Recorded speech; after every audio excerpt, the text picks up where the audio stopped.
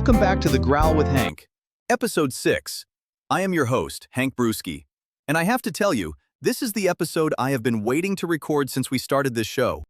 Because this week, something happened that is personal to me. Not as a podcaster, not as a bear behind a microphone, but as a veteran. On Saturday, Joe Rogan stood in the Oval Office next to the President of the United States and helped sign an executive order that could change the lives of millions of veterans suffering from PTSD, depression, and traumatic brain injury. And it started with a text message. We are also going to talk about the Strait of Hormuz, which opened on Friday, closed again on Saturday, and now the U.S. Navy just seized an Iranian cargo ship in the first direct confrontation of the ceasefire. The ceasefire expires Wednesday, 2 days from now, and nobody knows what happens next. And we are going to talk about the Senate, which voted this week not to stop the war. And about oil companies making $30 million per hour while you pay over $4 a gallon. But I am starting with the veteran story, because some things are more important than politics. Let us get into it. Time for the Bears Brew. 4 stories. Let us go. Saturday, April 18th, the Oval Office. President Trump sat at the Resolute desk and signed an executive order that directs the FDA to fast-track research and approval of psychedelic-based therapies for PTSD, depression, and addiction. Standing right behind him was Joe Rogan. And here is how it happened. Rogan told the room that he texted Trump information about ibogaine, a plant-based psychoactive compound from West Africa that veterans have been using at clinics in Mexico because it is illegal here. Trump's response? Quote, "Sounds great. Do you want FDA approval? Let us do it." That is it. That is how policy changed. A text message. From a podcaster to the president. And now the FDA is being directed to expedite review of psilocybin, ibogaine, and other psychedelics that are showing incredible results for veterans. Now let me give you the numbers, because this is not hippie nonsense. This is science. A Stanford University study took 30 special operations veterans with traumatic brain injuries and treated them with ibogaine. The result? An 80 to 90% reduction in symptoms of depression and anxiety within 1 month. 80 to 90% in 1 month with 1 dose. Compare that to traditional antidepressants, which take weeks to kick in, have side effects, and work for maybe 60% of patients. And for PTSD specifically, the VA says that about 53% of veterans who go through standard therapy still have the condition afterward. We are not winning that fight with the tools we have. These psychedelics might be the tools we have been missing. Marcus Luttrell was in the room, the lone survivor himself. He told Trump, quote, "You are going to save a lot of lives through this," and I believe him, because the numbers are staggering.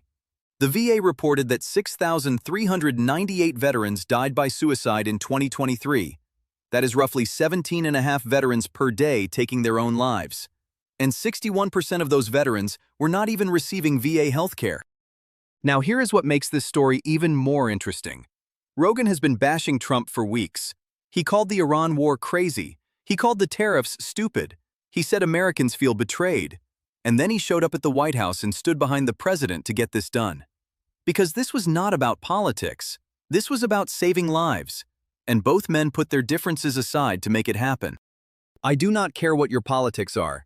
If you are a veteran listening to this, or if you love a veteran, this executive order matters. It is not a cure, it is not approval, but it is the door finally opening for treatments that have been locked behind bureaucracy for decades. And it started with a text message. As a veteran myself, I want to say something directly. If you are struggling, reach out. The Veterans Crisis Line is 988 press 1. You are not alone, and there may be more help on the way than you think. More on this in pause and effect. Story number 2. And this one reads like a soap opera written by a drunk screenwriter. Friday, April 17th. Iran's foreign minister announced the Strait of Hormuz was open to all shipping traffic. Oil prices dropped 11% immediately. Stock markets rallied. Trump posted that the strait was completely open. For about 12 hours, the world exhaled. Then Trump said the U.S. naval blockade on Iranian ports would remain in place even though the strait was open. Iran responded on Saturday by closing the strait again. The Revolutionary Guard said the strait has returned to its previous state. And then, Just to make it extra dramatic, Iranian gunboats fired on a merchant vessel trying to cross. But here is the part that happened just hours ago. The U.S. Navy seized an Iranian cargo ship called the MV Tuska in the Gulf of Oman. The USS Spruance fired warning shots, disabled the engine room, and Marines boarded the vessel. Iran is calling it armed piracy and a ceasefire violation. They are vowing, quote, swift response and imminent retaliation. And here is the ticking clock. The ceasefire expires on Wednesday, April 22nd. That is 2 days from now. Pakistan is pushing for a 45-day extension. Trump has said he is not considering it. Talks are supposed to happen in Islamabad this week, but Iran is now saying they might not show up because of the ship seizure. Think about where we are. A ceasefire that is barely holding, a blockade on one side, a strait closure on the other, a ship seized, shot fired, and 48 hours until the whole thing could fall apart. This is like two people holding grenades with the pins half pulled, each one waiting for the other to flinch. Oil is spiking again. Shipping companies are keeping their tankers away. And every day this continues, the price of everything you buy goes up. Keep watching this one. By next Tuesday, we might be in a very different world. Story number 3. And this one should bother everyone regardless of party. On Wednesday, the U.S. Senate voted on a war powers resolution that would have forced the president to get congressional approval to continue the war in Iran. It failed 47 to 52. Every single Republican voted against it except one, Rand Paul from Kentucky. Every single Democrat voted for it except one, John Fetterman from Pennsylvania. Here is why this matters. The Constitution says Congress declares war, not the president. We have been at war with Iran since February 28th, over 50 days, and Congress has never voted to authorize it. This resolution was an attempt to reassert that constitutional power, and the Senate said no. Whether you support the war or oppose it, the process matters. Because if a president can wage a 50-day war without Congress voting on it, what is the point of having Article 1 of the Constitution? If the answer is that Congress only matters when it is convenient, then we do not have checks and balances. We have suggestions and hope. Rand Paul put it best. He said the Constitution is not optional.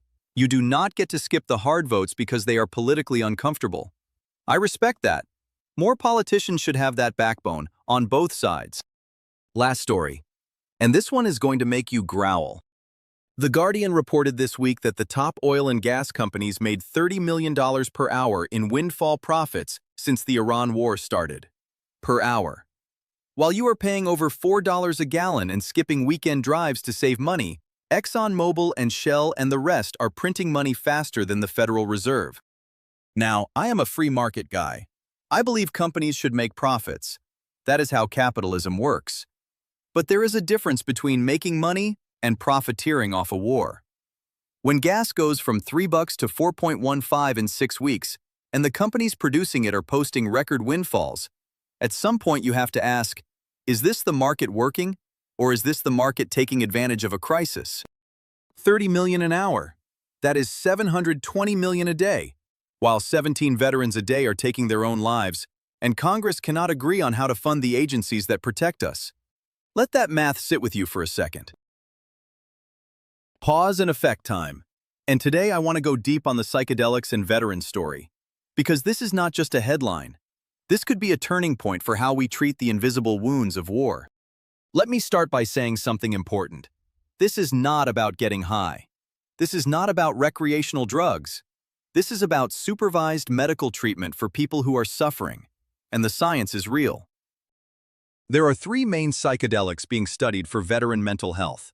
Psilocybin, which comes from mushrooms. MDMA, which most people know as ecstasy. And ibogaine, which comes from a shrub in West Africa. Each one works differently, but they all share something in common. They appear to rewire the brain in ways that traditional medications cannot. Psilocybin. A review published in Nature Medicine looked at 12 studies and found that psilocybin, when combined with therapy, significantly reduced depression symptoms with rapid and consistent effects. We are talking about results within days, not weeks. 2 states, Oregon and Colorado, have already legalized therapeutic psilocybin. The FDA designated it as a breakthrough therapy, which means they believe it may be substantially better than existing treatments. MDMA. The FDA was reviewing MDMA-assisted therapy for PTSD before this executive order. Studies have shown that after just 3 sessions of MDMA-assisted therapy, 67% of participants no longer met the criteria for PTSD. 2 out of 3 were functionally cured. Compare that to the 47% success rate of traditional therapy. Ibogaine. This is the one Rogan specifically pushed for. The Stanford study of 30 special operations veterans showed 80 to 90% reduction in depression and anxiety symptoms after a single treatment, 1 dose. The problem? It has serious cardiac risks. People have died from it. That is why it is currently Schedule 1. But with proper medical supervision and cardiac monitoring, advocates say those risks can be managed. Now, here is the part nobody talks about. Why have these been illegal for so long? Rogan actually said it in the Oval Office. He said these drugs are illegal not because they are harmful, but because of the 1970 Controlled Substances Act passed by Richard Nixon. That law classified all psychedelics as Schedule 1, the same category as heroin, with no accepted medical use. That classification has blocked research for over 50 years. Think about that.